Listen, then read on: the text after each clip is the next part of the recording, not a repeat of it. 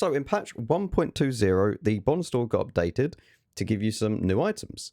And I think it's about time that I went through all the vehicles again and told you my opinions on them. Because it has been a while since I've done my last Bond store video. And people have been asking for me to update it. So I'm going to update it for 2023. Here is what I suggest. In my opinion, it is not worth going and choosing anything below tier 8. The reason being is that if you are looking to get the most out of your bonds, you should get a tier 8 premium, and therefore you're going to earn more money. So that's just how my thinking goes. If you do want a nice low tier vehicle, the only two that I would recommend is the M10 RBFM and the Tiger 131. The rest of them you can pretty much ignore. The T26E5 is a nice, rare, not anymore, vehicle. But in reality, it's not like that good. You know, you're going to get penned, you're going to get annoyed at the low alpha damage, especially at tier 7. It's kind of just annoying to play. So I wouldn't bother with this. So my two picks, M10 RBFM, because this thing is actually disgusting at tier 5. As you can see, it has insane DPM with pretty decent accuracy. So yes, I recommend that thing. And the Tiger 131. Not the IS2S, because the IS2S is kind of just... The thing is, you're spending then 6,000 bonds, and you only need 8,000 to get a full-blooded tier 8 premium. Whereas 5,000, okay, I can see why you'd want to spend 5,000 maybe on like a lower tier vehicle. So the Tiger 131 in that respect is what I'd recommend. One, because it's a Tiger. You know, people are going to just snap it up instantly just because it's a Tiger. And two, it is historically accurate, being a Tiger and being the only last surviving Tiger that actually works. It is modelled off the Tiger 131 at Bovington, so if you do want a low tier vehicle, those are two that I recommend. And I know that some of you will say, oh, I actually love the Panzer IV Hydrostat, and that is great. If you like the tank, fine.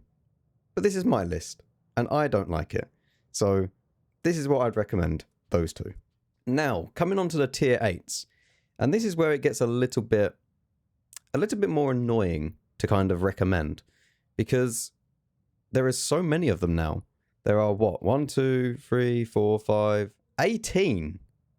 18 tier 8 premiums now that you can pick up in the Bond store. So I'm just going to go and give a brief overview, and I do mean brief because I don't want this video to be like an hour long, because if I went through in detail on each one of these, it would be like an hour long. So I am just going to give you a brief overview of each one, and then I'll give you my opinion, and you can make your own mind up of which one you might want to choose. So, the Alpine Tiger. This is a WZ11111111, but just a skin version. It gets preferential matchmaking, which is very, very nice, and a bonus to some people. If you do not want to see tier 10, this will never see it. So that is a reason why you might want to get it. It's got okay armor. It does have cupolas that are going to get shot at. The gun is derpy. The gun is going to let you down. Besides that, it's an okay vehicle, especially considering tier 8 and tier 9 matchmaking, and you can see -2 still. So I don't know. I think that this is okay. I wouldn't say that it's 100% worth it, but I'll put this one on your shortlist to kind of debate over. The Panzer 58 Mutz. Now, I don't mind this vehicle. However, it isn't that great. It's okay. And the reason why I wouldn't recommend you get this is because of that. Because there are better tanks. The only real reason why I'd recommend you get one of these things is if you're training up the crew in, say, a Leo or something like that, or your E50M, and you need a good crew trainer. In that regard, yes, the Mutz will do fine. But it's only going to do fine. It is not an outstanding vehicle. You're still going to see +2. You're still going to be very much annoyed at the fact that every single tank is going to hit you. The gun is accurate enough, but doesn't really have the DPM nor the alpha damage to really feel like you're trading blows with people like consistently. It's okay for a crew trainer, but I wouldn't recommend it past that. And again, just because I like a tank doesn't mean that it's objectively good and worth you going to buy. Now, the T34-3. Again, I would only get this, the same as the Mutz, if you are going to look for a crew trainer, because the 390 Alpha might seem great, but like the gun is just... I don't know how to describe it. The gun doesn't hit anything, when you need it to hit something. It will hit random shots every now and again, but as soon as it comes to a critical time, this gun will let you down. It has 0.4 accuracy at base with a horrible aiming time, and it doesn't really have very good gun depression either. Yes, sure, it's got minus 6.5, which isn't awful, but it's not good. In nowadays world of tanks, we are needing minus 9, minus 10, minus 8 at minimum kind of thing. This is going to be annoying for you to deal with. So yes, it gets preferential matchmaking, which is a bonus again, but I would only pick this if I wanted to train some crew, because other than that, I would avoid it. Now, a new addition, the Lorraine 40T, I would very, very much debate picking this up, because this tank isn't bad. In fact, it's probably one of the better ones out of all of them. The only problem with this tank is that you need to know how to manage your clip and also play without any armor, because this does not have armor. This has absolutely no armor whatsoever. It has a very nice clip. It's pretty fast. It's not blisteringly fast, but it is pretty fast. So you'll still keep up with the rest of the mediums, or even overtake most of them. Obviously 21 power to weight and 60 kilometers an hour top speed. That's pretty decent. You just need to know how to manage that clip and get around people, because if you can get around people and get that clip out, you're going to do well. Especially if you use this like an ambush kind of tank, this will be absolutely fine. However, if you do play ultra aggressive, I don't think this is going to be the tank for you. I really like this thing, but as I said, I need to be kind of objective in this matter. So yes, if you're a very good player and know how to play these types of tanks, then it's good. It's great, actually. It's very, very worth, you trying to pick this thing up, or at least shortlisting it. But if you don't, and if you're brand new to the game, I would avoid this. Now, the Liberte, as many of you will know, I had a lovely time marking this thing. It's not bad. It's not great. It's kind of just, it just sits there as okay. It isn't anything exceptional. Okay, you are not going to absolutely adore this thing, because when the time comes and you meet tier 10s, you are going to get annihilated, much the same as every other tier 8 that you're going to be in. It does have a big old cupola on the top of the tank, which is going to be very annoying for you to deal with. You can gun block. However, if you gun block, you can actually get shot in these little cheek bits here, which are quite annoying again.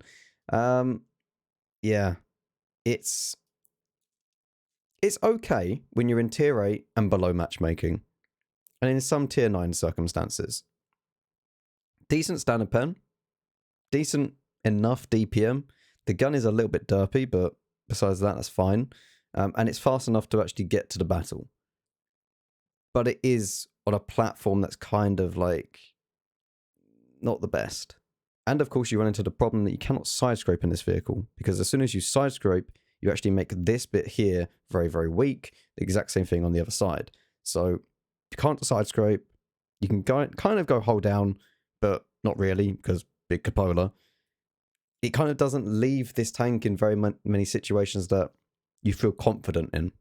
But the best way to play it is kind of go around the corners just like head on, but at an angle. So you're not exposing this bit or your track, but you're exposing the upper frontal plate, and they hit that and then ricochet, and then you can go around the corner and take the shot.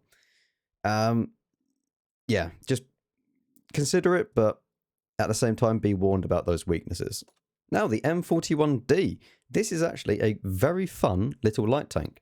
And if you do enjoy light tanks, this is going to be one that you want to kind of keep an eye on, because it gets 410 meters base view range, very nice DPM, very nice gun. Sure, it's not got the most high alpha damage or anything like that, but minus 9 degrees of gun depression, fast enough reload. It was also fast enough in top speed and actual specific power to weight. This is a nice little tank, and definitely keep this on your shortlist if you are looking for a light tank. However, there is also this one. Now, it's not as fast because, yes, the top speed is slightly faster. The M41D goes at 68 kilometers an hour. This one goes at 72.4. I don't know why it's 0.4, but you are missing out on 10 extra meters of view range. Your reload time goes up a little bit. However, you do gain alpha damage. It just depends on how you want to play as a light tank. The M41D is more of your true kind of passive scout and only wanting to scout and then only dealing damage when you need to. Whereas this, you could actually out DPM the light tanks, especially with HE, because this gun is really, really nice with HE at 102 pen with 320 alpha. So that is something that you need to watch out for. So I would say it's between those two for the light tanks. If you are looking to get a light tank that is out of the bond store. And then since we were talking about light tanks, we might as well talk about the Senlac. It has the same base view range as the M41D, slightly, and I do mean only slightly, more camo rating than the M41D, and also you do get a better power to weight ratio. However, you don't go as fast as the M41D, and even with a turbo, you're still only going to be like 1 or 2 kilometers an hour faster, but why would you put a turbo on a light tank? So it doesn't really make sense. So you are going to be slower than it, pretty much always. And the other thing is that you don't get DPM.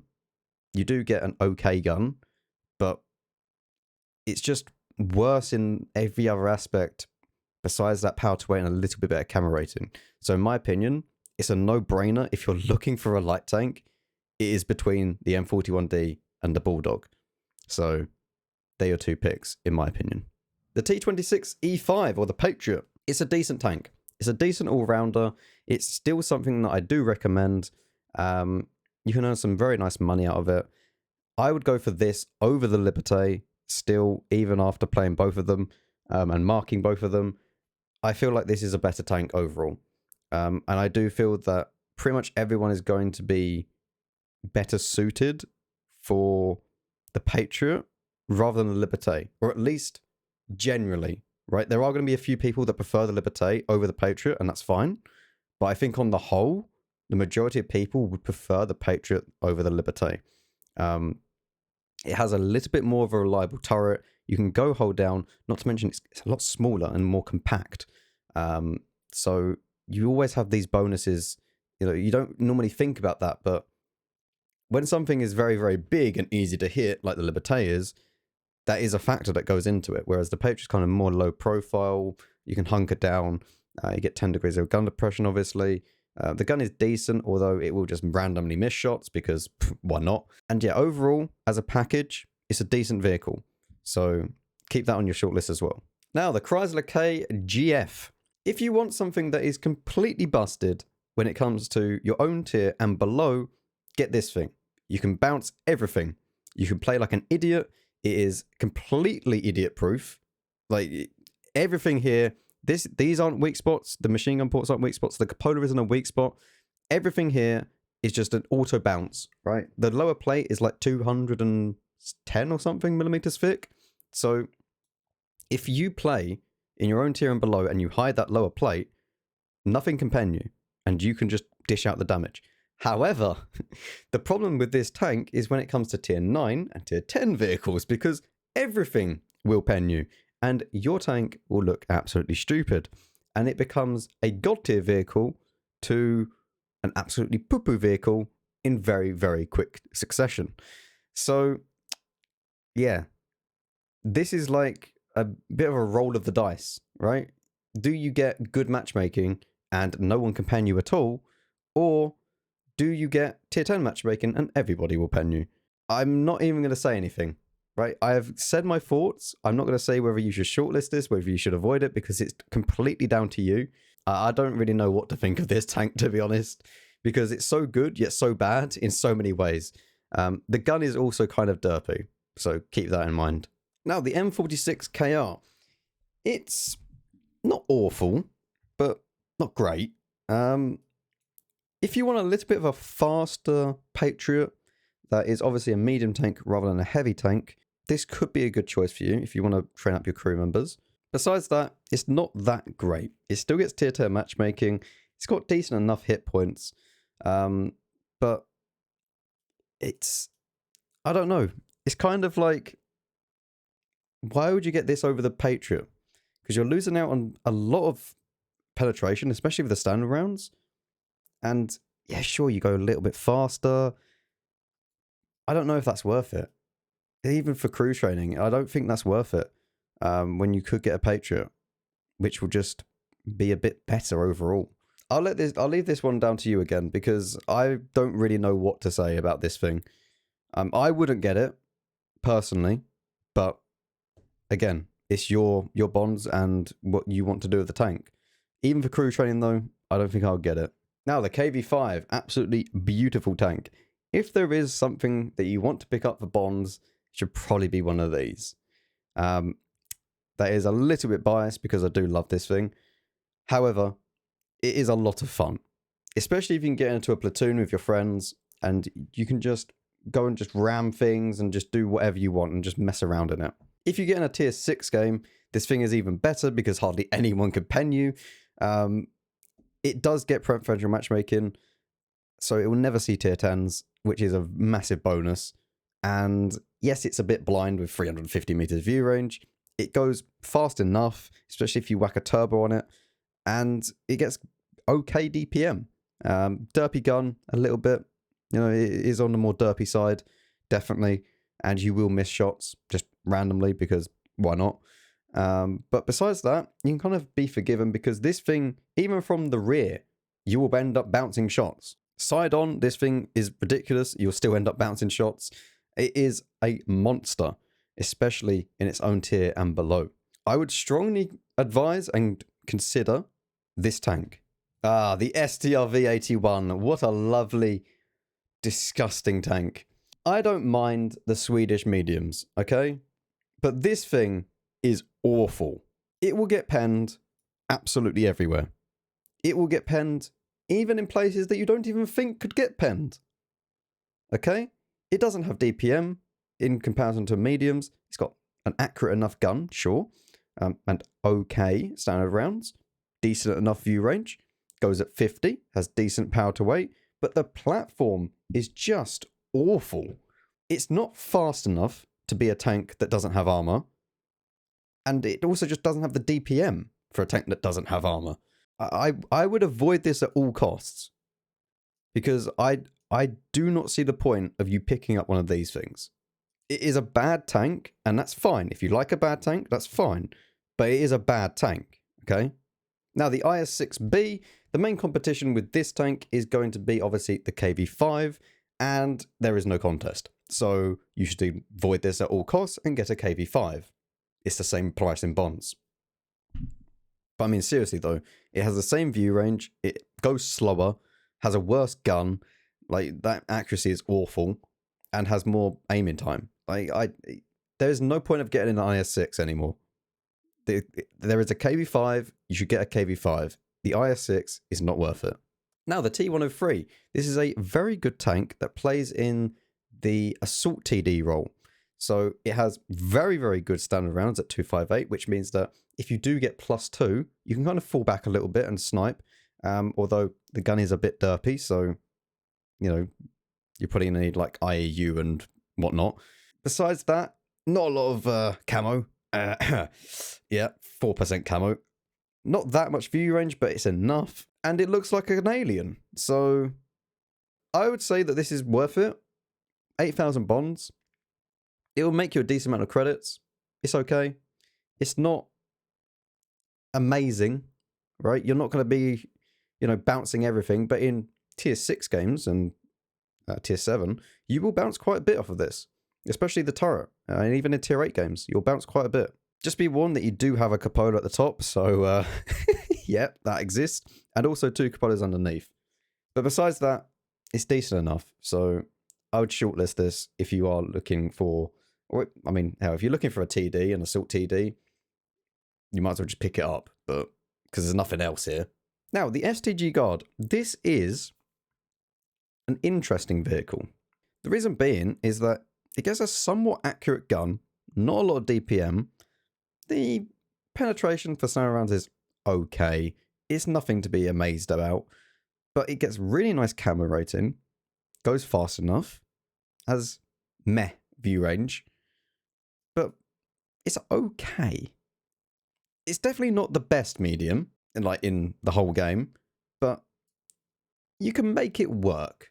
And considering that this tank gets -6 degrees of gun depression, and the T34-3 gets 6.5, it really does make you wonder why it gets only 6.5 for the T34-3.